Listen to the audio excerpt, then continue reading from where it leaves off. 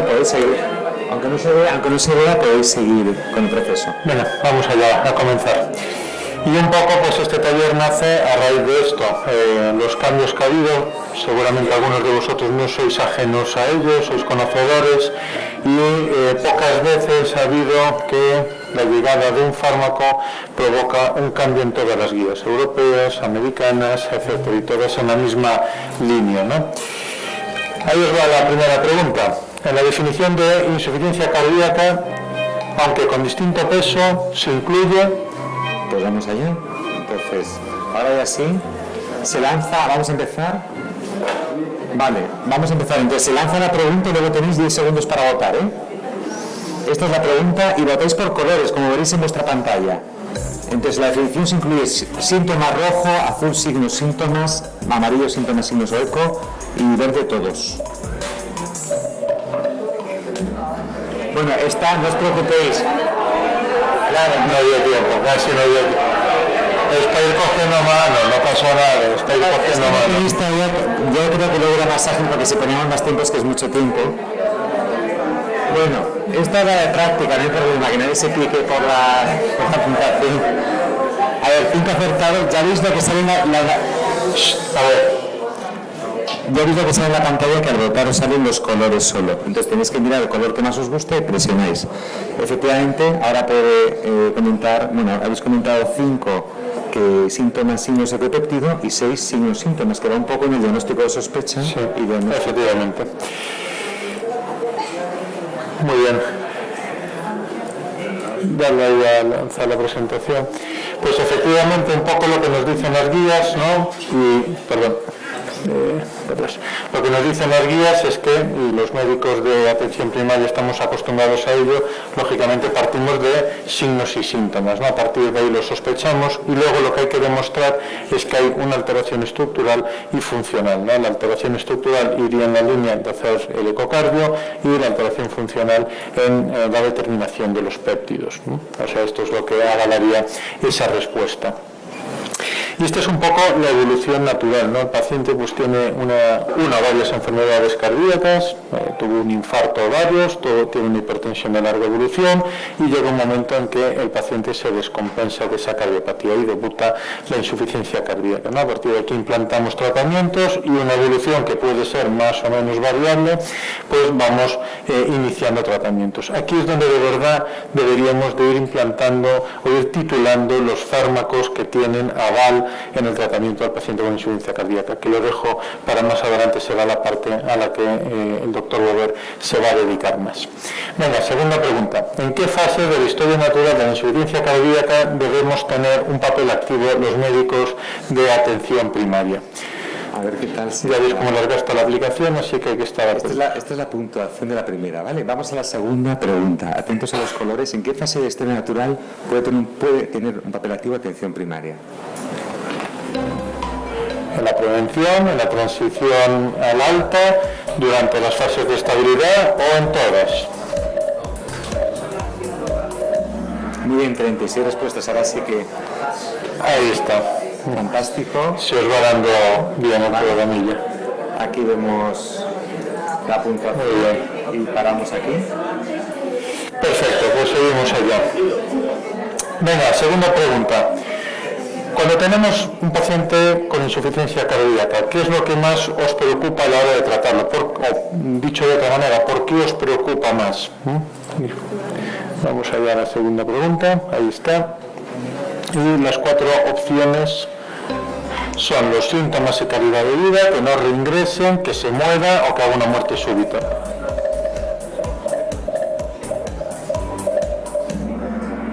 Muy bien. Esta es una pregunta capciosa, ¿no? Yo creo que si os ponemos la quinta opción de todas, ¿no? Marcaríais todas. Efectivamente, ¿no? En el corto plazo pues nos puede preocupar síntomas y calidad de vida, y más en el medio y largo plazo pues cualquier causa de fallecimiento o los reingresos, ¿no? Pues efectivamente los tratamientos tendrán que ir demostrando que no ingresan y que no se mueren, o que demora por lo menos el fallecimiento, ¿no? Muy bien, estos son los tres objetivos que vamos a intentar siempre en los fármacos monitorizar, ¿no? Que mejoran la calidad de vida del paciente con insuficiencia cardíaca, y los ítems duros, que son el descenso de las rehospitalizaciones y que mejoren la supervivencia. Y entonces es donde vamos a intentar demostrar los fármacos.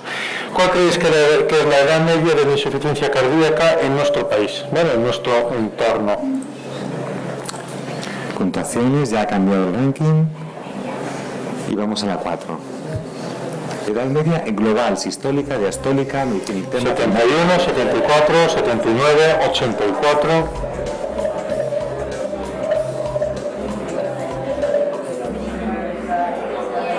Muy bien. Epa. He saltado solo. Es que al Lo vi yo, ¿no? No, pero no debería. No sé si puede ir para atrás. Puedes darle tú. Creo que no, pero no sé qué ha salido, no lo he visto. Era 79. Sí. Eran 79 la opción correcta, es que la pasé yo sin darme cuenta, le di a donde no era. La opción correcta era 79. Pásame a la presentación.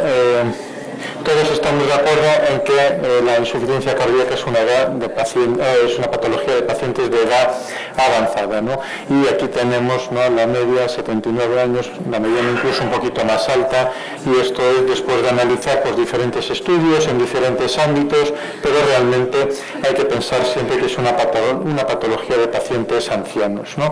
¿Y cuál es el problema? Pues que este paciente anciano, la mayoría van a morir por insuficiencia cardíaca, tiene una elevación de la mortalidad a solo un año del debut de la enfermedad de 3 veces.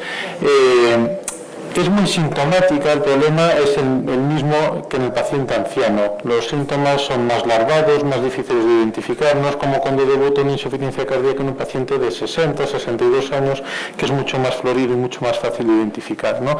Y a lo mejor incluso la causa, como está más clara, filiamos mucho mejor que es una insuficiencia cardíaca. El paciente de 79, 80 años puede ser un bronquítico, que tiene algo de cardiopatía, algún factor de riesgo, tiene cierta fragilidad, y que nos cuente una disnea, una astenia, pues no le vamos a afiliar tan claramente como una insuficiencia cardíaca, ¿no?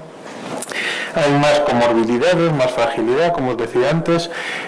Realmente lo tratamos menos, y eso también lo avalan muchos estudios. Como es un paciente mayor, pues esos síntomas poco manifiestos, pues somos menos activos en el tratamiento, titulamos menos, no utilizamos tanto IEC y beta bloqueante. Bueno, con un IEC a media dosis nos conformamos, y eso es malo en el pronóstico de este tipo de pacientes, ¿no? Y es un perfil diferente, es un paciente donde es más una insuficiencia cardíaca diastólica, de fracción de eyección preservada, y más dependiente de factores de riesgo como la hipertensión o la diabetes, y es más frecuente en mujeres. Y algo muy importante es un paciente muy polimedicado, por todo lo que hemos dicho antes. Venga, ¿cuál creéis? Y esto los que hemos trabajado en el hospital lo hemos visto. ¿Quién da más altas por insuficiencia cardíaca? No os cortéis, aunque esté el doctor Bover, decirlo. No, que diga. Cardiología interna, geriatría, urgencias.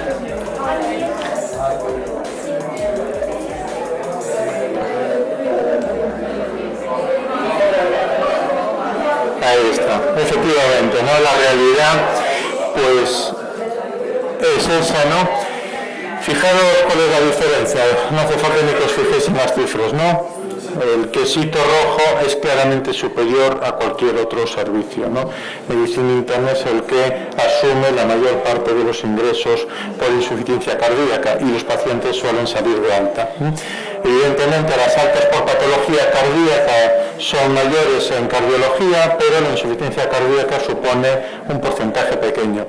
En cambio, la enfermedad cardíaca es una causa importante de ingreso en medicina interna, menos que en cardio, faltaría más, pero de ellas casi la mitad son episodios de insuficiencia cardíaca. Por lo menos el ingreso estaba motivado mayoritariamente por una descompensación de la insuficiencia cardíaca, y eso es porque son pacientes mayores. En cardio ingresa el primer episodio, paciente joven, etcétera, ha internado al paciente pluripatológico, más mayor, etcétera, etcétera, ¿no? Y ese es el motivo.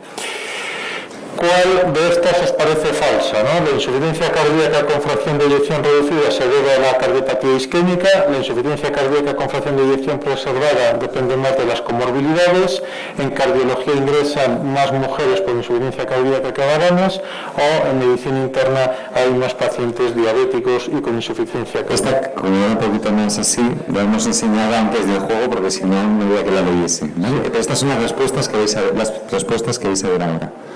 Aquí viene la pregunta y las respuestas que ya habéis visto. La falsa, ¿cuál es la falsa? La falsa.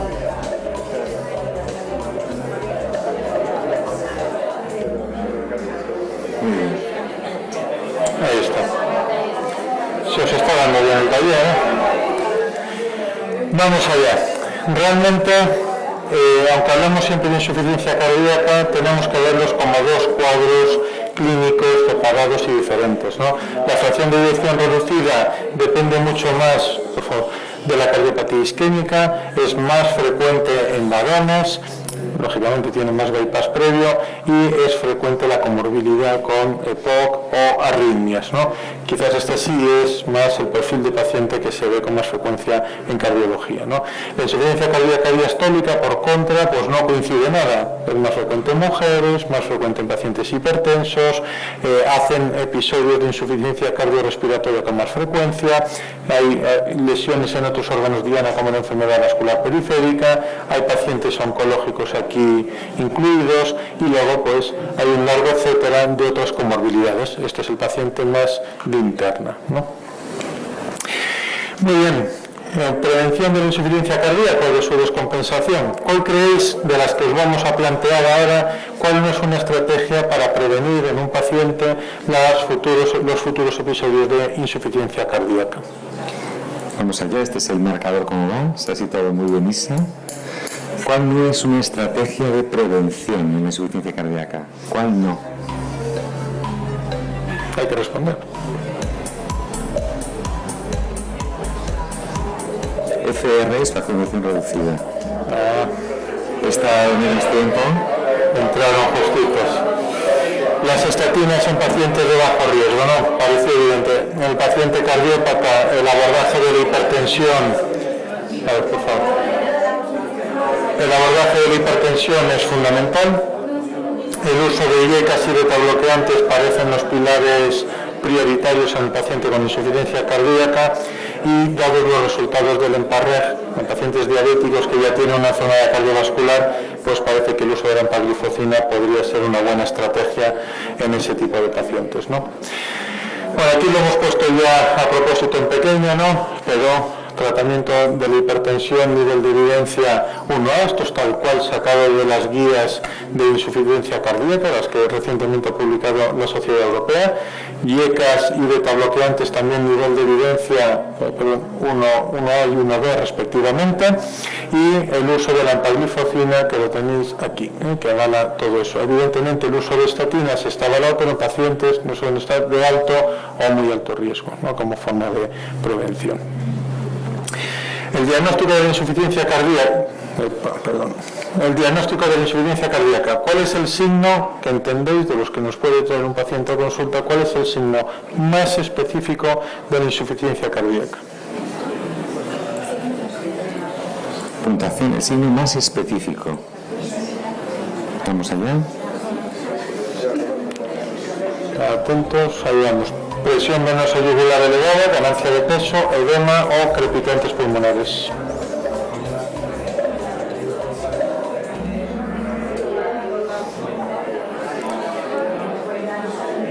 Muy bien. Esta era una pregunta efectivamente más capciosa, ¿no? A ver, os pongo la tabla de las guías, por favor.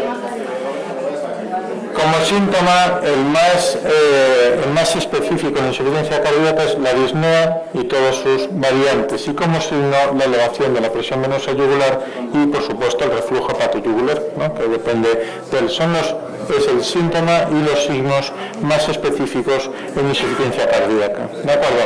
Todo lo demás está presente, por supuesto, pero los datos que tenemos que tener en mente cuando nos llega un paciente para sospechar insuficiencia cardíaca deben ser fundamentalmente estos de arriba, y que además se han molestado en ordenarlos por nivel de especificidad, por frecuencia en la insuficiencia cardíaca. Venga, a la hora de evaluar el diagnóstico del paciente con insuficiencia cardíaca, ¿de cuál podríamos prescindir de lo que os vamos a poner? ¿Cuál no es esencial para hacer un correcto diagnóstico del paciente con insuficiencia cardíaca? ¿Cuál no es esencial? La historia, la exploración del electro, el ecocardio y los péptidos. Para el diagnóstico de confirmación.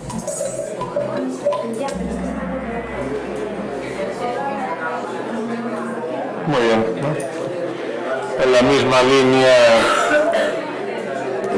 el eco 11.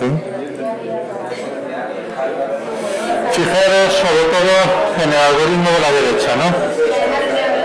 ¿Qué pasó? Fijaros sobre todo en el algoritmo de la derecha, ¿no? La sospecha viene por los signos y los síntomas, como debe ser, el electro, y a partir de aquí, si tenemos una idea clara o una alta probabilidad de sospecha de que el paciente pueda tener una insuficiencia cardíaca, lo que hay que hacer es un ecocardio. La mayoría de nosotros entiendo que derivaremos al cardiólogo.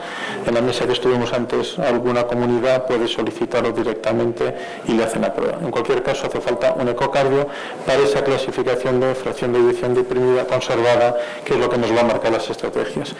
Yo entiendo que los péptidos, en este momento del diagnóstico, pueden ser importantes si ante un cuadro de disnea tenemos una duda razonable si la disnea puede venir de una descompensación cardíaca respiratoria. Ahí sí que juegan un papel importante. Ahora, como clínicamente tengamos claro que es cardíaco, yo creo que la prueba que nos hace falta es un ecocardio y no unos péptidos. Sí, completamente de acuerdo. Además, lo importante, perdón que voy para atrás, es que este es el diagnóstico fundamentalmente que se puede hacer en atención primaria, que es el de sospecha, pero que es clave, porque como comentábamos antes, si no lo sospechas, no hay diagnóstico de confirmación, todo empieza por una sospecha, y que los péptidos natriuréticos, el que los tenga, le ayuda sobre todo a descartar, pero no a confirmar. Si están elevados, veis que siempre para la confirmación es absolutamente obligado hacer un ecocardiograma, que no solamente confirma la enfermedad, sino que te dice, te orienta la etiología, si es isquémico, si no, en fin, te da muchos más datos, y por eso es fundamental. Por eso el que no es obligado son los péptidos natriuréticos, aunque apoyan el diagnóstico o lo descartan, o sea que son útiles.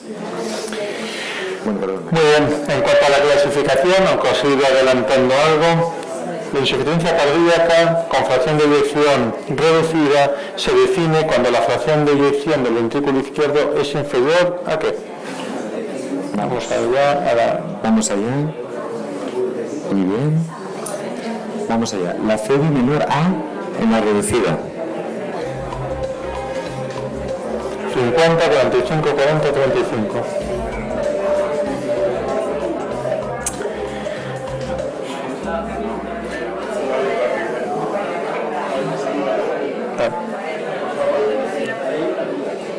Menor 45, menor 45. A ver, realmente esto tampoco... Es que en muchos sitios es 35. Efectivamente. 35 o 40. Hay diferentes criterios, ¿no? Por ahí. Antes de los 10 nos decían menos de 50 y ya está, aquí en Europa sobre todo. Pero sí es cierto que incluso por áreas sanitarias, cuando nos dicen cuándo es la insuficiencia cardíaca, algunas bajan a 35, ¿no? La guía europea, nosotros lo que nos vamos a respaldar ahí, porque si no es imposible, nos dice que es reducida por debajo de 40, pero esto realmente hay que entenderlo como una escala de grises. ¿Por qué menos de 40? Pues porque la mayoría de los ensayos clínicos, cuando hablan de fracción de eyección reducida, usan ese punto de corte, nada más. Porque ¿qué diferencia hay entre 38 y 43, que sería este cuadro, esta situación intermedia? Pues seguramente clínicamente poca, ¿no? De hecho, yo aquí muchas veces comparto mesa con Alfonso Varela, el doctor Varela, que es el que lleva la unidad de insuficiencia cardíaca, y él dice que en la práctica, por debajo de 50, meten a todos como fracción de eyección reducida, desde un punto de vista práctico. y a partir de 50 sí que es la preservada, ¿no? Y bueno, es un poco la clasificación que he hecho en las guías. No sé si quieres aportar algo más. Quizás solamente como novedad en las nuevas guías, que ha sido una novedad muy importante, aunque no con una relevancia, es que siempre hablábamos de reducida, de preservada, y no existía nada en medio, había una zona gris que no sé, y ahora le han dado nombre y apellidos, ahora se le llama zona intermedia, de tal forma que la nueva clasificación, en vez de tener reducida y preservada, veis que incorpora una zona que es fracción de edición entre 40 y 49, sobre todo con el objetivo de investigar más y de conocer más este tipo de pacientes, que antiguamente pues se ponían o en preservada o en reducida, pues como dice Sergio, depende si era más 49 o si era más 41, y que las nuevas guías solamente porque suene, no porque tenga una relevancia en la práctica de la semana que viene, pero sí que a partir de ahora se va a empezar a hablar de estas 3 categorías de insuficiencia cardíaca en cuanto a la fracción de eyección. Sobre todo porque también es cierto que en estos de la derecha, los de la preservada, a día de hoy tampoco hay tratamientos avalados para tratar la insuficiencia cardíaca, ¿no? Ya terminando mi parte, que es la que entendíamos que era más nuestra, ¿no? Más de primaria, para el tratamiento de la insuficiencia cardíaca aguda. El manejo del día a día, ¿cuál debe ser? Por un lado, el mantenimiento del paciente con insuficiencia cardíaca, tratamiento farmacológico, hábitos de vida, adherencia al tratamiento farmacológico, hábitos de vida. Tenemos que ir haciendo el control sintomático, pero a veces también monitorizar parámetros biológicos, y cuando se descompense tendremos que tomar medidas en ese paciente, ¿no? Esto yo creo que es el día a día que vemos en la consulta en este tipo de pacientes. ¿Qué puede descompensar la insuficiencia cardíaca? Prácticamente todo. Puede tener una subida de presión arterial, sobre todo si aquí seguro que hay compañeros que hacéis guardias en urgencias. Todos hemos visto alguna crisis hipertensiva en paciente con insuficiencia cardíaca que le descompensa y a veces hasta acaba ingresado. Factores relacionados con el corazón, una arritmia, paciente con insuficiencia cardíaca entra en FA y muchos entran descompensa y hacen un edema agudo de pulmón. Patología pulmonar. Otras enfermedades como anemia, patología tiroidea, etcétera. Infecciones, muy frecuente ahora veamos para el invierno que las infecciones respiratorias desemboquen en una descompensación cardíaca, y por supuesto los hábitos de vida, ¿no? Esos excesos puntuales en el año, que es un cumpleaños, que es una fiesta patronal, etcétera, se salen de su dieta habitual y no pocas veces precipita una agudización, ¿no? Bueno, aquí un poco lo que nos dice es que el paciente con insuficiencia cardíaca que tiene síntomas mucho más severos, que está peor, pues va para el hospital, ahí no hay nada que decir, y de hecho pues alguno acabará en una UCI, y los pacientes con cuadros más leves moderados o los manejamos desde primaria, los que tengáis suerte en vuestras áreas sanitarias que hay una consulta específica, un hospital de día de pacientes cardiópagos, de insuficiencia cardíaca, que en algunas áreas los hay, perfecto, porque así podéis colaborar con ellos, lo dividáis 12 horas, le dan tratamiento intravenoso, viene de alta, sería la situación ideal, y después pues o ingresa si no se compensa o se sigue manejando de forma ambulatoria, ¿no? En resumen, todo ese algoritmo viene a ser eso. Muy bien, otra preguntita, la número 11. El tratamiento sintomático principal en la mayoría de las descompensaciones, y ahora ya hablamos tratamiento del paciente descompensado, es... Vamos allá, la puntuación. Y vamos a esta pregunta, el tratamiento sintomático principal en la mayoría. Digoxina, diurético, nitro o betabloqueantes.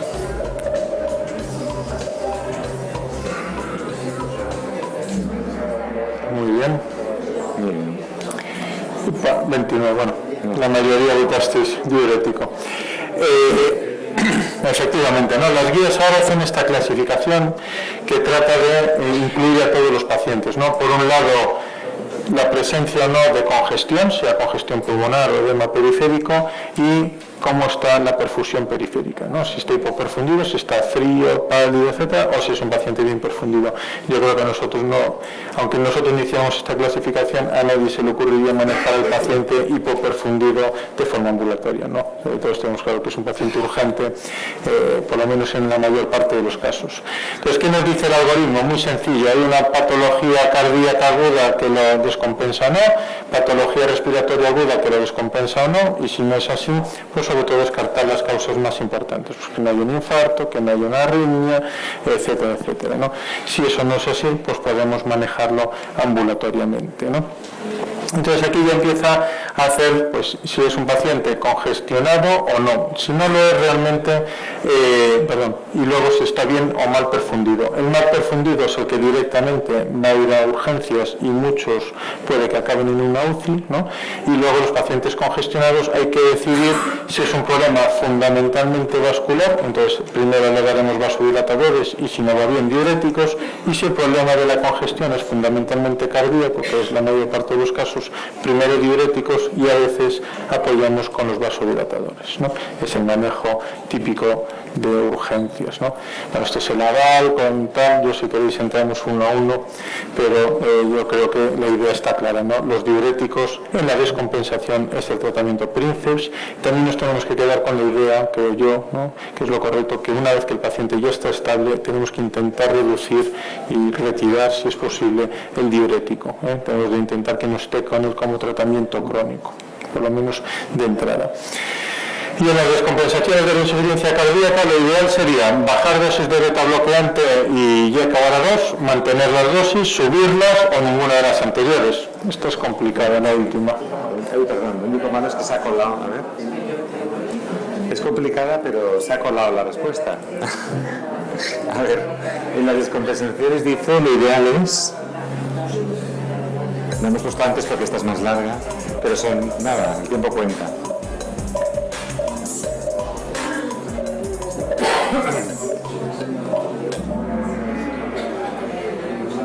Bueno, muy bien, el objetivo se ha logrado.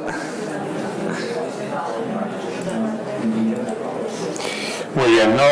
Lo correcto realmente es mantener las dosis. A todos nos cuesta, sobre todo los que yo ya voy teniendo años, y en mi época, cuando yo era residente, aún estábamos en esa transición de la contraindicación de beta bloqueante y que empezaban a decirnos hay que empezar a utilizar beta bloqueantes en insuficiencia cardíaca, ¿no? Entonces, bueno, te queda eso, y aunque evidentemente la práctica clínica te va demostrando que el paciente con insuficiencia cardíaca se beneficia, cuando se descompensa y dices no será mejor bajarle las dosis, no pasa nada por mantener las dosis. Lo que hay que hacer es dar el diurético y a partir de ahí ya ajustaremos dosis a medida que mejore, ¿no?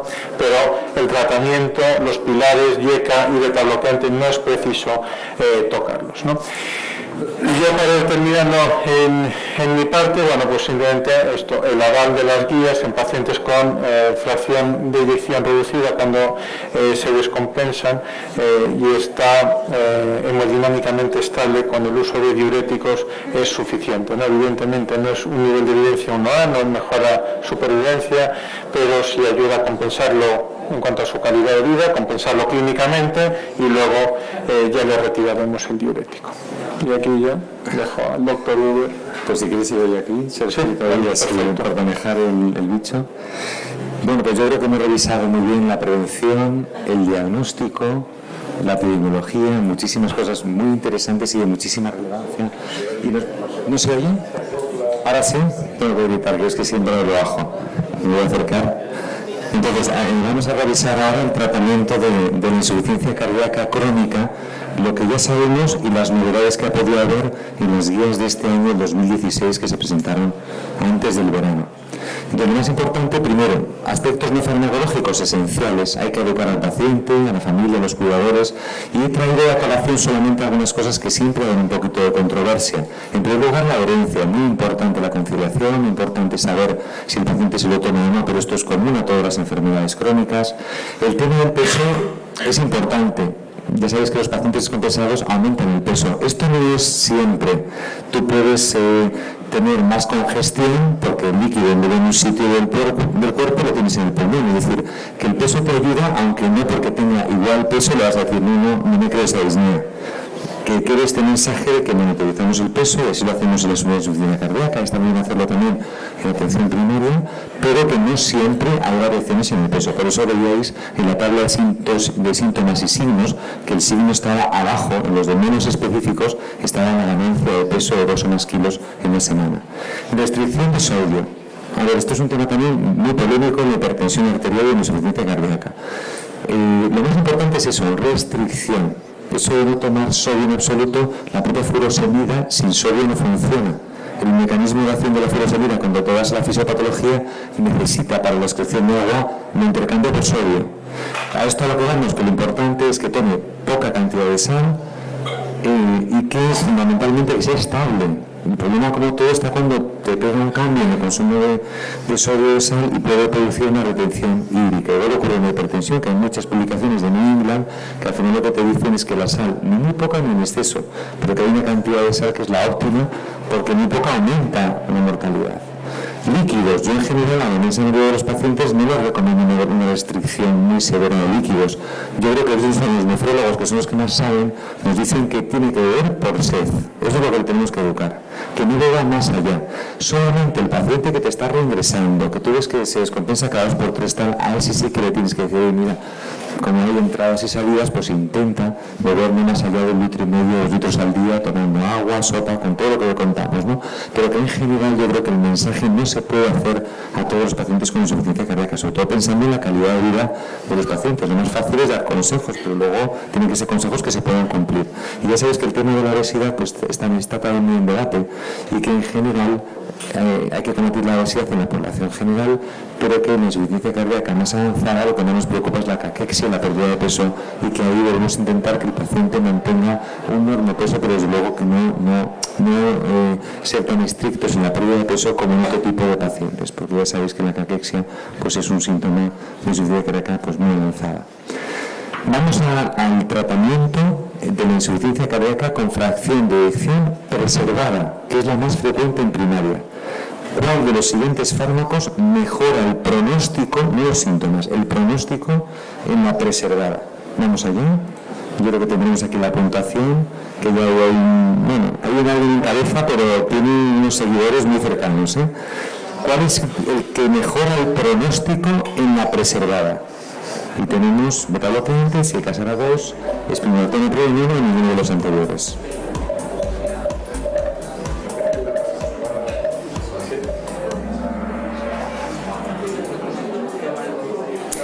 Bueno, pues, a ver, es ninguno. Está muy bien que haya respondido de cara a 2 porque son fármacos que tienen una evidencia muy sólida en la reducida o en pacientes incluso posinfarto con función normal. Pero en la insuficiencia cardíaca sintomática, en un paciente que tiene insuficiencia cardíaca, es decir, que tiene síntomas y signos, ningún fármaco mejora el pronóstico. Te lo he demostrado. Desgraciadamente tenemos solo mecanismos para tratar la congestión con diuréticos. Vamos a tratar la hipertensión arterial y la isquemia porque son causas fundamentales de la disfunción diastólica, de la insuficiencia cardíaca. Tenemos que hacer un buen control de la frecuencia cardíaca en la fibrilación auricular, pero desgraciadamente no hay ningún fármaco que mejore el pronóstico. Por lo tanto, lo más importante es mejorar los síntomas y evitar los reingresos, que muchas veces dependen de la comorbilidad.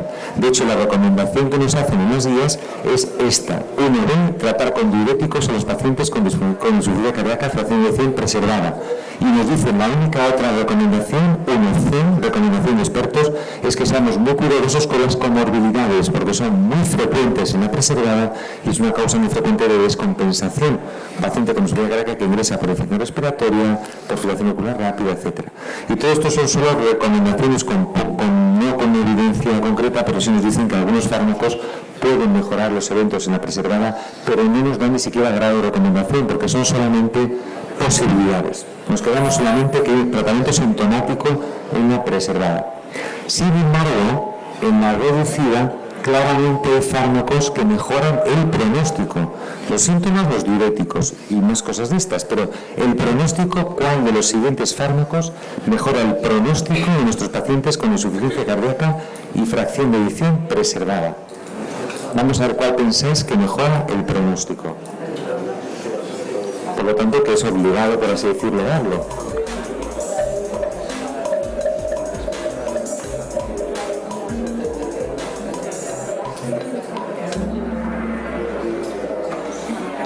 Aquí sí.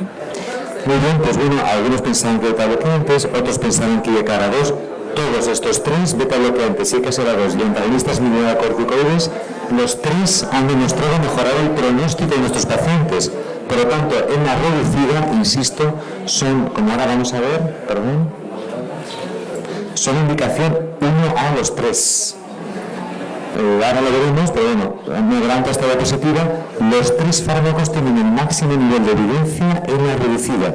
De tal forma que si en atención primera tenéis un paciente con disfunción sistólica, con fracción de eyección reducida y tiene insuficiencia cardíaca clínica, si no tiene alguno de los 3, tenéis que preguntaros por qué. Lo tenéis delante, bueno, este porque no toma beta-bloqueantes, o este porque no toma ni ARA2.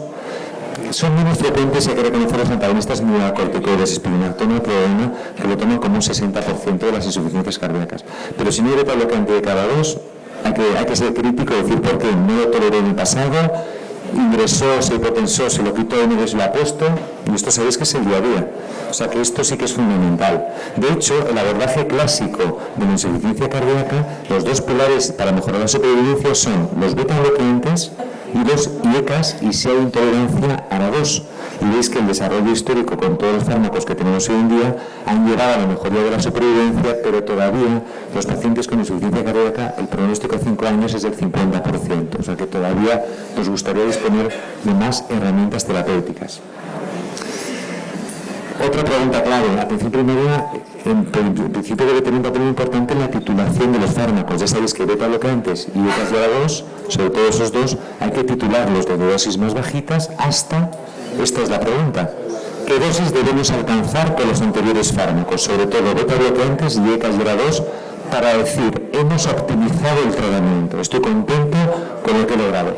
Como esta es muy larga, sé que la tenéis aquí las respuestas que vais a ver. La dosis máxima en ficha técnica, la dosis máxima objetivo que se alcanzó en los grandes estudios que demostraron la mejoría pronóstica, la dosis máxima objetivo o la máxima tolerada por el paciente, o una dosis baja es suficiente. Yo me conformo con que al menos tome algo.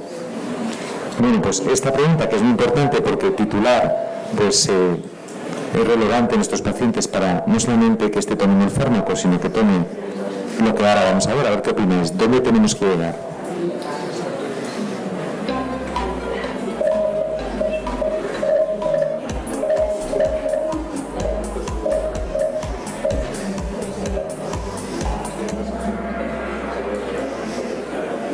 Fantástico, este es el mensaje. En los distintos fármacos hay una dosis objetivo. Yo que sé, en bisoprolol 10 miligramos al día, en carvedilol 25 cada 12. Pero lo más importante es que todos sabemos que los beta-bloqueantes y los IECAs ARA2 tienen efectos secundarios. Y nosotros los vivimos en primaria todos los días. Entonces, hay que forzar la dosis hasta que ves, bueno, si tolera dosis máxima, fenomenal, y si no, hasta la dosis máxima tolerada por el paciente. Ese es el concepto de tratamiento optimizado. O sea, que a nadie que esté tomando en la PIL 5 miligramos cada 12 horas, ¿eso está optimizado o no? Depende. Dosis hay mucho más, pero a lo mejor es que no tolerada más. Lo que habrá que hacer es investigar si se puede o no subir más la dosis. Lo que no vale es poner una dosis baja y conformarnos con esa dosis. Ese es el mensaje más importante. De hecho, en las guías nos dicen que en todos los fármacos que han demostrado beneficio pronóstico, IECAs, beta-bloqueantes, ARA2 y antagonistas mineralocorticoides, y ahora veremos las 2 novedades recientes, en todos tenemos una dosis de inicio y tenemos una dosis objetivo y tenemos dosis intermedias que tenemos que ir titulando. Ya esta tabla nos anticipa que aparte de todos los fármacos que estamos viendo, las 2 grandes incorporaciones, ahora vamos a ver que son sacubitril valsartán y leuregradina, que ya la conocéis más porque lleva más años, ya están en las guías anteriores, que también tiene beneficio pronóstico. Estos 2 fármacos los vamos a revisar ahora un poquito más en profundidad. ¿Cómo logramos titular los fármacos? Pues esto es fundamental. Vamos a incrementar las dosis de forma progresiva, cada 2-4 semanas, viendo si el paciente tolera el fármaco. No hay que subir a la vez un IECA y un beta-bloqueante en la misma consulta. Vamos a subir un IECA y a la semana siguiente subimos un poquito el beta-bloqueante y en 2 semanas subimos el IECA, porque si subimos IECA y beta-bloqueante el mismo día y le sienta mal, ¿qué le ha sentado mal? Hombre, si es por frecuencia cardíaca, ya sabemos que es el beta, pero que es muy importante que para la tolerabilidad no sube al mismo tiempo. Hay que ubicar al paciente, que decirle, si nota algo, y ya depende del tipo de paciente si le puede explicar o no los síntomas o los efectos secundarios, disnea, estén, etcétera. Pues si es algo leve, aguante porque probablemente se le pase. Y si es algo importante, vuelva a la dosis anterior y contacte conmigo al día siguiente. O sea que lo importante es educar al paciente, vigilar, por supuesto, constantes, función renal y electrolitos, porque son lo que alteran todos estos fármacos. Si hay síntomas, depende de la severidad, pues que consulte uno, aunque a veces evidentemente no es fácil. Intentar nunca suspender la medicación. Si te sienta mal la subida del bisoprolol de 5 a 10, nunca hay que suspender el bisoprolol. Bajas a 5 de nuevo, que probablemente con eso se solucione, o a lo mejor tienes que poner un poquito más de diurético durante unos días, pero lo más importante es mantener los fármacos que han demostrado beneficio pronóstico. Y en los ancianos, pues claro que son más problemáticos en todo, pues porque son ancianos, porque tienen más fragilidad y son los pacientes que más vivos otros, cuesta más todo, pero son pacientes que, por supuesto, claro que se merecen el beneficio pronóstico de los fármacos. De hecho, aquí sí que nos vamos a tener un poquito más porque es el nuevo algoritmo de tratamiento de las nuevas guías. Y no sé si alguna vez ya lo habéis revisado, pero yo creo que merece la pena verlo en profundidad. En primer lugar, este es el algoritmo antiguo. Aquí estaban los diuréticos. Ha habido un cambio que han puesto los diuréticos de forma transversal en todo el algoritmo, porque los diuréticos que ofrecen una mejoría sintomática tenemos que considerarlo en todo el tratamiento del paciente y tenemos que ser dinámicos, subir y bajar dosis dependiendo si el paciente necesita más o menos. Y Sergio siempre insiste con toda la razón de que hay que poner la dosis mínima necesaria. Así como siempre decimos dosis máxima optimizar tal, la optimización del diurético es que tome la dosis mínima para evitar la congestión progresiva, es decir, para que el paciente esté estable y esté euvolémico. Esto, pues esta segunda barra es también de forma transversal que han puesto los desfibriladores que antes estaban pues por aquí abajito, está por aquí. Ahora van a intentar transmitir la idea, yo creo, de que tengamos en la cabeza la evaluación conjunta primaria de cardiología de un paciente con disfunción ventricular severa sin necesitar un dispositivo implantable. Pero yo creo que a nivel de primaria es el mensaje de que si es severa, ojo, habrá que tener cuidado si necesita algo más. Lo más importante yo creo que viene ahora, que son los fármacos con mejoría pronóstica. Antes hablaban de IECA y beta bloqueante y ponían 2 escalones y ahora ya lo han puesto en el mismo escalón. IECA y beta bloqueante son obligados. Da igual por cuál empecéis. Puedes empezar por el beta y luego añadir el IECA o viceversa. Hay estudios además que demuestran que es así, que no importa por cuál empieces. Si has optimizado IECA y beta bloqueantes dosis y el paciente sigue sintomático con disfunción severa, tenemos que pasar a espironolactona o clorenona. Si aún así, después de estos 3 pilares fundamentales, el paciente todavía está sintomático, esto es la gran novedad de las guías del 2016, que es este abordaje que parece como un tridente, en el cual nos dicen, si el paciente sigue sintomático y tiene disfunción sistólica severa, si ha tolerado previamente IECA ahora 2, podemos cambiar por sacubitril o valsartán. Ojo que es la primera vez que en la insuficiencia cardíaca no sumamos, no añadimos IECA, beta-bloqueante, tal. Es que sacubitril o valsartán, su estudio era sustituir a enalapril. Ahora lo revisaremos. Por tanto, no es añadir a un paciente con IECA. Es que si tolera IECA y sigue sintomático, el tratamiento con sacubitril o valsartán sustituye al IECA ahora 2. Indicación clase 1. Este es el mundo de la resincronización, que yo me quedaría solo, que igual que el paciente que es candidato a desfibrilador, a lo mejor es candidato a resincronización, tiene que tener un QRS ancho, ya entraremos en más criterios que yo creo que a lo mejor no aportan tanto ahora, porque lo fundamental es que si tiene disfunción severa hay que hacer una evaluación más conjunta, y sí es importante en primero esta tercera opción, que es pacientes disfunción severa, sintomáticos que están en ritmo sinusal, porque ya sabéis que la valvularidad de fibrilación auricular no hace nada, que están en ritmo sinusal y con frecuencia cardíaca mayor o igual a 70 latidos por minuto, considerar ibagradina con la recomendación 2A. Por lo tanto, estas 2 opciones terapéuticas farmacológicas que las tenemos aquí. Y las últimas, las de última línea, sería la digoxina en la insuficiencia cardíaca para mejoría sintomática. Ojo, que siempre insisto en esto, esta no es la digoxina para el control de la frecuencia cardíaca en la FA, es la misma digoxina.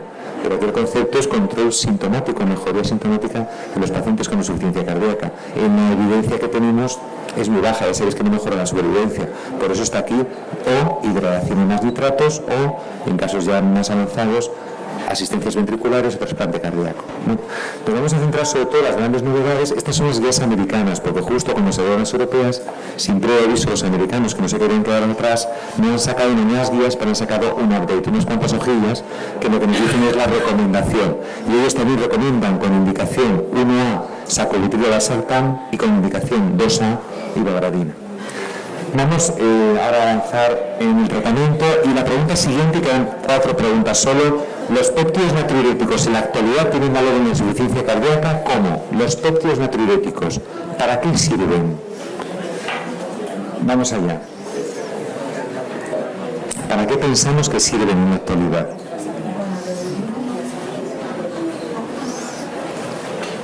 Entonces, ¿sirven para el diagnóstico? ¿Son útiles para el pronóstico? ¿Son útiles para el tratamiento o para todas las anteriores?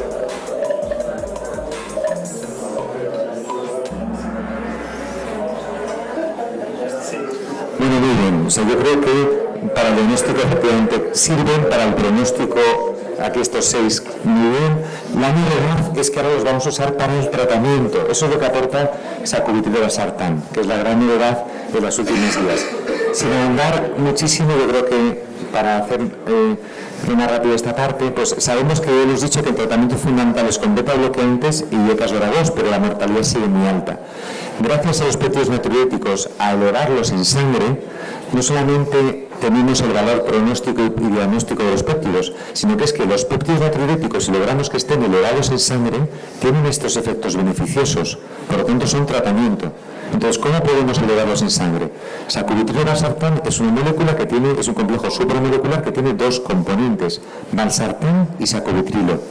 Sacubitrilo pasa a esta molécula, porque este sacubitrilo es un profármaco, y esta molécula inhibe la neprilisina. Por eso se dice que es un inhibidor de la neprilisina. Bueno, ¿esto qué es? Si tú usas un fármaco que inhibes la neprilisina, ¿por qué queremos inhibir la neprilisina? Porque la neprilisina degrada los péptidos natriuréticos. Si inhibimos en la enzima que degrada los péptidos natriuréticos aumentan. Y si aumentan en sangre, tenemos todos estos efectos beneficiosos. Como la neprilisina también degrada angiotensina 1 y otras sustancias, al inhibir la neprilisina también aumenta la angiotensina 1 y se exalta el eje. Por eso es fundamental que el tratamiento con sacubitrilo viniera acompañado de un fármaco que inhibiera el sistema renina-angiotensina-aldosterona. Es decir, no debería existir solamente sacubitrilo, por eso no existe. Es el tratamiento combinado. ¿Qué ha demostrado sacubitril/valsartán? Llevamos ya 2 años hablando del Paradigm. El Paradigm es un estudio en el cual se comparó sacubitril/valsartán, que llamábamos antes el LCZ696, con compra en el April 10 miligramos al día. El estudio es el mayor en insuficiencia cardíaca sistólica. El 70% de los pacientes son NIJA2, no es el paciente que está peor de la consulta, es el paciente estable NIJA2 de la consulta. Eso fue el 70% de los pacientes del estudio. Y todos los pacientes tenían un tratamiento muy optimizado, 93% de beta-bloqueantes, de toma de beta-bloqueantes. Mejoría del objetivo primero del estudio, mortalidad cardiovascular o primera hospitalización por insuficiencia cardíaca, y también de cada uno de los 2. Seguridad, que es fundamental en primaria, no solamente salió el objetivo primario positivo, también la mortalidad total, que es un objetivo secundario, salió a favor del LCZ696, de sacubitril/valsartán. Y también mejoría en la calidad de vida. Y menos tos, sacubitril/valsartán produce menos tos, y angiodema equivalente con un IK/2. De hecho, cuando vamos a cosas a lo mejor más, de efectos secundarios más concretos, la hipotensión sintomática sí que fue más frecuente con sacubitril/valsartán, la hipotensión sintomática, pero no cuando pensamos en si fue necesario suspender el fármaco, es decir, si hubo más hipotensión sintomática que requirió un ajuste de dosis en sacubitril/valsartán en comparación con el enalapril. En el caso de la disfunción renal, veis que el enalapril tuvo más en creatinina de 2,5, y en el caso del potasio tuvo también más en enalapril, y en el caso del potasio es mayor a 6. Por lo tanto, un perfil de seguridad que da al mensaje claro, que es tranquilidad como si fuera un IECA, y ojo, lo único que a lo mejor tenemos algún paciente más con hipotensión sintomática en el que nos tenemos que centrar algo más. Esto repite lo mismo. Beneficios de sacubitril/valsartán. Beneficios pronósticos que lo hemos dicho, pero es que además esta diapositiva se resume en que la evolución clínica del paciente mejora. El paciente tiene mejor calidad de vida, el paciente hace falta menos veces subir el tratamiento diurético de forma ambulatoria, ingresa menos, cuando ingresa está menos en la UBI, está menos tiempo en el hospital. Es decir, todo lo que podríamos pensar que es beneficioso en la historia natural se cumple en los estudios que hemos visto del Paradigm-HF. Y lo más importante, y no es que lo diga yo, es que lo vais a ver vosotros, así como los beta bloqueantes y los IK/2, el paciente no te suele decir que está mejor, eres tú el que le vas apretando y le subes la dosis y tal, pero no tienes esa percepción, sabes que lo tienes que hacer porque mejoras el pronóstico. En los pocos tratamientos que llevamos, nosotros llevaremos como 20 y pico tratamientos, salió hace un mes el fármaco. Es la primera vez que el paciente con insuficiencia cardíaca, e insisto que lo vais a ver, te dice que está mejor. O sea, te dice claramente que él se siente mejor. Y esto es algo que ya estábamos oyendo, pero que hasta que no lo hemos probado, no lo hemos visto. Y estoy seguro que tendréis una experiencia semejante cuando empiecen a llegar los tratamientos. Sobre estudios del Paradigm.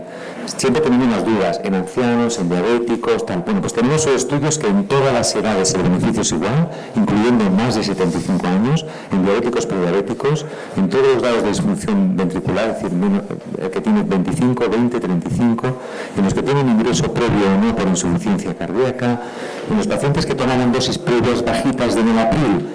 Tiene beneficio, igual beneficio que los que tienen beneficio, los que tomaban dosis altas de enalapril equivalente, independientemente del tratamiento concomitante de base, y además en el sacubitril valsartán ha demostrado que reduce no solo la mortalidad, como hemos visto, cardiovascular total, sino también los dos tipos de mortalidad fundamental en la insuficiencia cardíaca, que son el fallo de bomba y la muerte súbita. Aspectos prácticos de sacubitril valsartán. Yo creo que esto es lo más interesante porque el fármaco ya está en la calle, entonces todos los vamos a ver de una forma o de otra. Tenemos 3 dosis que podríamos decir que son la dosis baja, la dosis media y la dosis objetivo.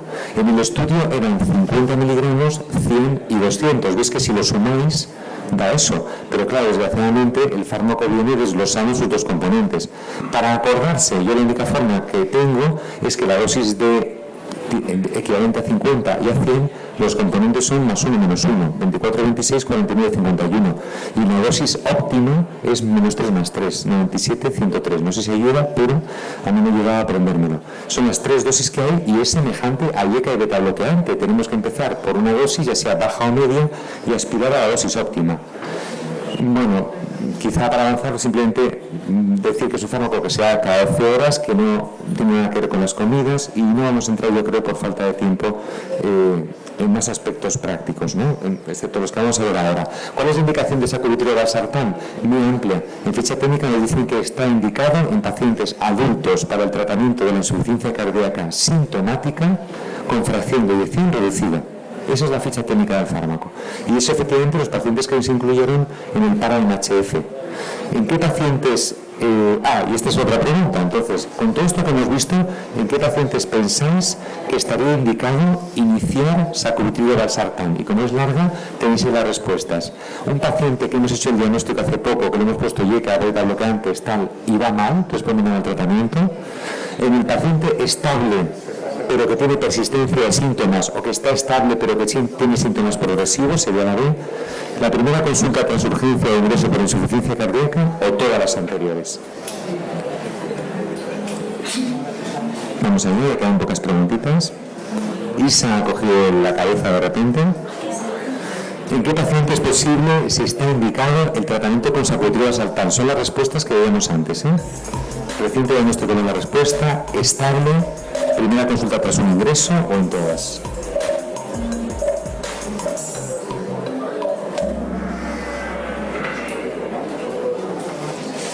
Bueno, pues yo creo que es fenomenal porque este realmente representa el estable, es el más frecuente en el Paradigm, es decir, ese paciente más frecuente en consulta y más frecuente en el estudio, pero realmente es la nueva porque todos estos escenarios están contemplados en el estudio, es decir, en todos estos escenarios mejora el pronóstico sacubitril valsartán. El paciente que vemos después de un ingreso y lo vemos en la consulta, o el paciente que ha respondido mal inicialmente al tratamiento. Pregunta 18, y aquí estos son aspectos de sí que claves para el manejo. El tratamiento con sacubitril valsartán está contraindicado conjuntamente ¿con qué está contraindicado el tratamiento conjuntamente con sacubitril valsartán? Y casi en cabeza. Vamos a esta pregunta, muy importante, quizá la más importante del taller de hoy en cuanto a sacubitril valsartán. ¿Con IECAS, con ERA2, con antagonistas mineralocorticoides o con todos? ¿Con cuál está contraindicado dar conjuntamente?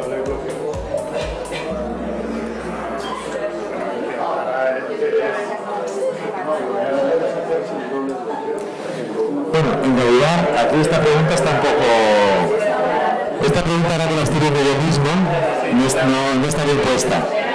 A ver, está contraindicado dar conjuntamente con IECAs y ARA2, ¿vale? No solamente con IECAs. No se recomienda dar con IECAs ni ARA2. Sacubitril Sartán. Por favor. A ver, sacubitril Sartán, efectivamente, como acabo de oír, lleva ya un ARA2. Entonces, no vamos a dar conjuntamente un ARA2 porque lleva un ARA2. Entonces, no se recomienda dar conjuntamente con un ARA2. Pero lo que ya encima ya es peor es dar con un IECA porque daríamos sacubitril, valsartán y un IECA. ¿Por qué? Por el riesgo, aunque sea teórico, de angioedema, aunque sea teórico. Es decir, que por eso está contraindicado.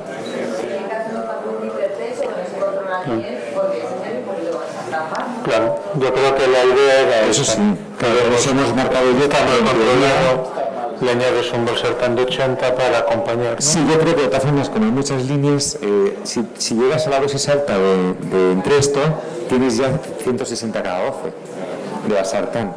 O sea que si llegas a optimizar, yo me iría más a la mentalidad de dar otras líneas de tratamiento, en el caso de la hipertensión, que como dices es muy frecuente. En la pregunta anterior, yo lo que he leído de sacubitril es que siempre se da en estadio 2 o más en gente que lleva altas dosis ya máximas y no funciona. O sea, está sintomático. Que está optimizado el tratamiento. Entonces había ahí una pregunta que era en el tratamiento agudo. Claro, el tratamiento agudo considero que aún no se ha optimizado. Entonces, hay Claro, yo creo que lo único de lo que estás comentando que es muy interesante, ojo que dosis máxima no son las óptimas, es decir, puedes estar con el API 5K12 y estar optimizado. No, lo que voy es que, exactamente. Entonces, si tú piensas que el paciente tiene esa optimización, sea la dosis que sea, está indicado el cambio a sacubitril valsartán. O sea que puedes hacerlo si ya está optimizado y sigue sintomático. En el contexto del paciente agudo, el descompensado, es el único escenario en el que todavía no tenemos evidencia. En el ingreso, durante el ingreso, no tras.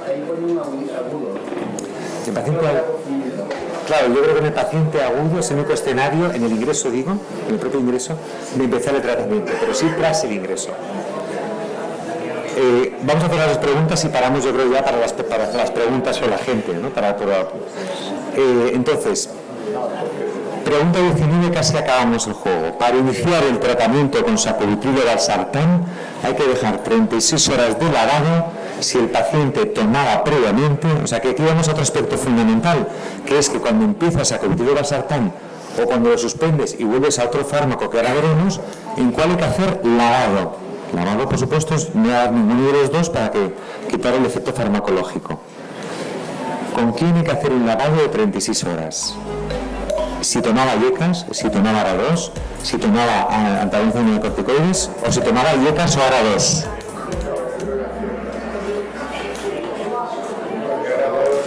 Bueno, pues muy importante que haya surgido este tema. Si toma IECAS, hay que hacer un lavado. Si toma IECAS y queremos pasar a sacubitril valsartán, hay que hacer obligado un lavado de 36 horas. Tanto de IECA a sacubitril valsartán en Entresto, como si lo deja y queremos beber un IECA. Por ejemplo, el paciente ingresa en un hospital, nos ha traído la caja, no está el fármaco en el hospital y queremos ponerle un IECA o un ARA2. Pues tenemos que esperar ese lavado. Con un ARA2 no he lavado. ¿Por qué? Porque es de valsartán o candesartán o lo que sea a otro ARA2 más sacubitrilo. Es decir, pero ojo que está muy bien que haya salido porque esto es lo que intuitivamente a lo mejor no piensa, pues será con los dos. Solamente hay que hacer el lavado con los IECAS en un sentido y en otro. Y con el ARA2, un día suspendes el ARA2 y al día siguiente empiezas con el sacubitril valsartán, sin problema. Y yo creo que vamos directamente ya a la última pregunta y luego debate si queréis. Sí, no, quedan 10 minutos. Por acabar. Yo creo que la idea aquí siempre es tener mucha precaución en hacer un doble bloqueo, ¿no? No utilizar sacubitril con valsartán en un paciente con IECA ni simultáneamente y asegurarnos a que antes de iniciar tratamiento nuevo, por favor, ya haya eliminado completamente el IECA para evitar cualquier riesgo de doble bloqueo del eje, ¿no? Que realmente es el riesgo que podemos tener en el manejo. La última pregunta para acabar el juego del ordenador y luego ya tenemos 10 minutos de debate de lo que hemos visto. Esta pregunta no hemos visto la respuesta, pero a ver qué pensáis. Para elegir la dosis de inicio, ahí faltaría de inicio de sacubitril valsartán, ¿qué hay que tener en cuenta? Y estas de las que vienen las respuestas para que podáis pensar un poco más. Dosis previa de IECA ARA2, presión arterial que tiene el paciente según la consulta, función renal hepática o todas las anteriores. ¿Qué es lo que haría falta tener en cuenta para la dosis de inicio? Vamos allá y ya esta es la última. Isa se está distanciando claramente del segundo. Para elegir la dosis de inicio, ¿qué es lo que tendríamos que tener en cuenta? Dosis previas, presión arterial, función renal hepática o todas las anteriores.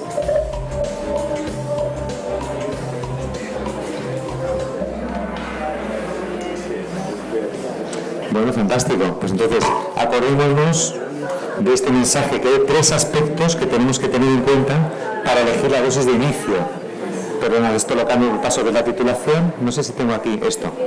Entonces, para elegir, esa es la regla mnemotécnica que yo he acuñado para acordarse que son 3 cosas, y simplemente como mensaje, si el paciente toma dosis bajas de IECA hora 2, aunque podemos entrar en detalle y tal, básicamente empezará por la dosis baja de Entresto. Si la presión está entre 100 y 110, menos de 100 está contraindicado empezar, no se recomienda. Si está entre 100 y 110, empezaremos por las dosis bajas. Y si tiene infiltrado menor a 60, ojo que esto es muy frecuente, empezaremos por las bajas. Dicho de otra forma, si se cumple cualquiera de estas 3, bajas. Si no, medias. Ese es el esquema del inicio. Y titulación, que es lo que más yo creo vais a vivir en la atención primaria ahora. Cada 2-4 semanas subir la dosis y como si fuera un medicamento a 2. Ver cómo lo tolera, tensión, electrolitos, nada especial en la titulación, nada especial. Sergio, si quieres comentar algo. Yo creo que desde un punto de vista ya práctico, si tenemos un paciente bien optimizado, ¿no?, en los 3 ejes previos, los 2 aspectos más importantes si queremos hacer un cambio de tratamiento a Entresto es, por un lado, tener en cuenta que hay que retirar siempre el IECA, si está con él, hacer el periodo de lavado y luego el seleccionar la dosis, ¿no? Y después siempre vigilar, siempre monitorizar la primera semana que no haga episodios de hipotensión, porque si lo hacen nos obliga a un pequeño reajuste de Entresto, a lo mejor si tiene un diurético, pues aprovechar ese momento para quitárselo, ¿no? Entonces simplemente reajustar los tratamientos antihipertensivos que esté tomando el paciente y sería suficiente. Yo creo que desde un punto de vista práctico esas son las ideas que nosotros nos tenemos que llevar. Preguntas, sí. No tiene listado. No se sabía cómo iba a salir, pero no tiene listado. ¿Cuánto cuesta? Lo puede prescribir primaria especializada. No quiero equivocarme exactamente, pero tiene un precio pues superior a 100 euros, es 193. Pues 190. No es exacto, pero es un precio que ya veis cuál es. Exactamente, por eso el diagnóstico de confirmación siempre es necesario. Si no tiene seco, eso es. Es un paciente que ya ha estado en todo el proceso diagnóstico, tiene que tener un ecocardiograma para saber la definición, porque tiene que tener una infección ventricular severa. Más preguntas, comentarios de...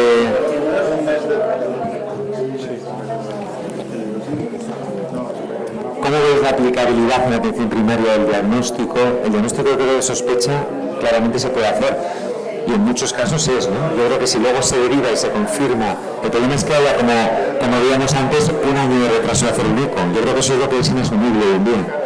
Que hay que tener un eco en poco tiempo, ¿no? Porque si no, no es viable. ¿Alguna pregunta, comentario, algún aspecto práctico? A ver, por favor.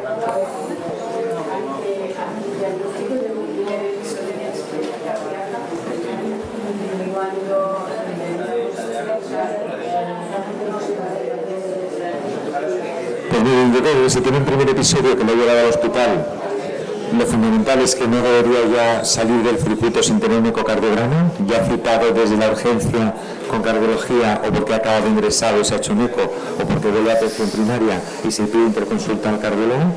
Y entonces, cuando tengas ese ecocardiograma, perdona, lo que te pregunto es que cuando...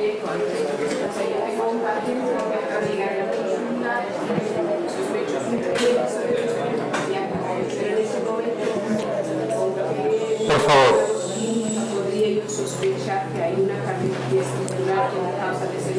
Bueno, es difícil. Realmente por los síntomas, ahora nos comentará Sergio su opinión, yo creo que por los síntomas y signos es complicado, no sé que haya algo más.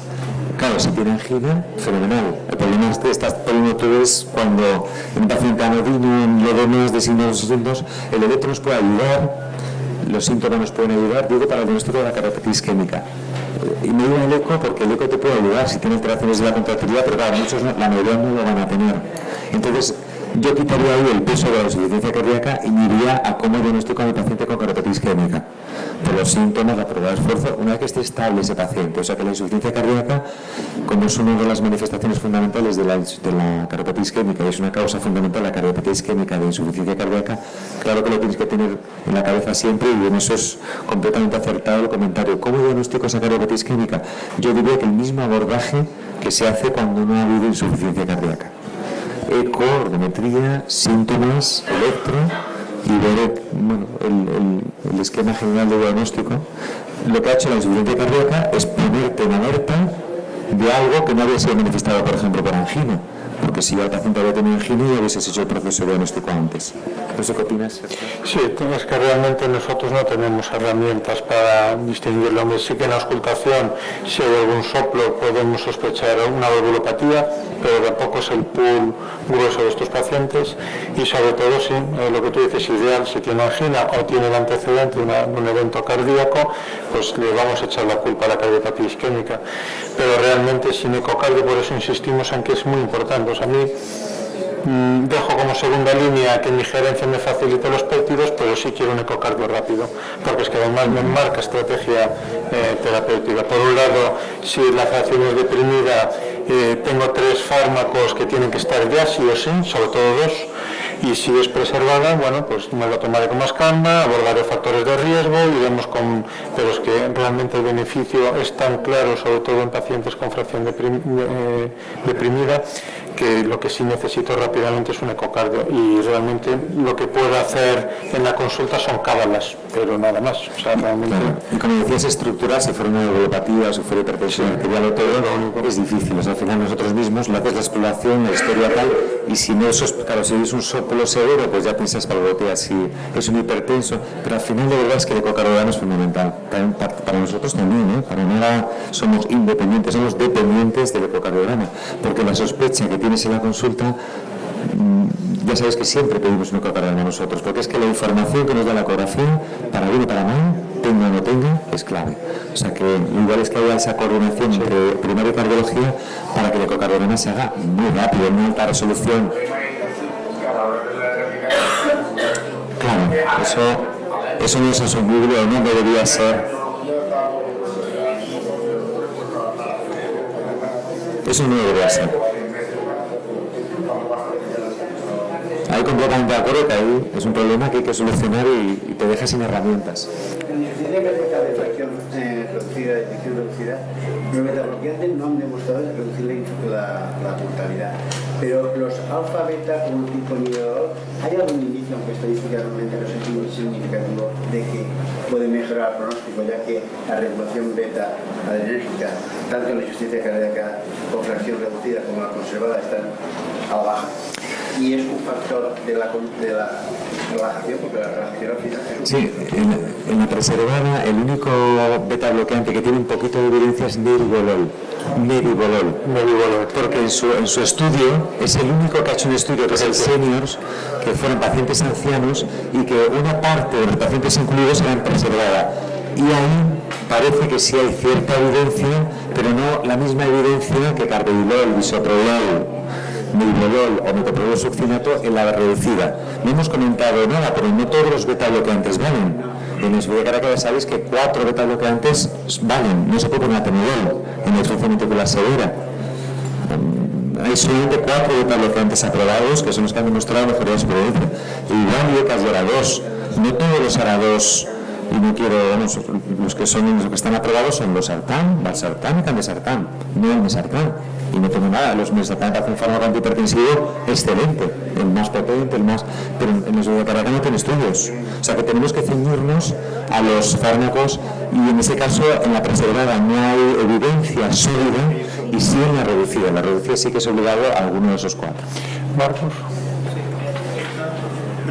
Estabais comentando de la importancia del ecocardiograma que la gente puede tener en primaria tener un ecocardiógrafo, nuestro papel de cara a la formación. A ver, realmente la prevalencia de insuficiencia cardíaca es de un 3%, que no está mal. La patología que es, la mortalidad que no está mal. Pero claro, el rendimiento de un ecocardiograma en primaria, salvo que ya tengas la ecografía, tengas todas las ondas y a mayores sea ecocardio, yo no la acabo de ver a lo mejor, ¿no? ¿Qué es lo ideal? Que doten a los servicios de cardio, porque claro, no es que nosotros tengamos lista de espera para que lo vean y pidan ellos el ecocardio, es que si hay lista de espera la hay para ellos y para nosotros. Lo que tienen que tener son más ecocardiógrafos y que realmente el paciente sea estudiado antes, ¿no? Reducir los tiempos de espera.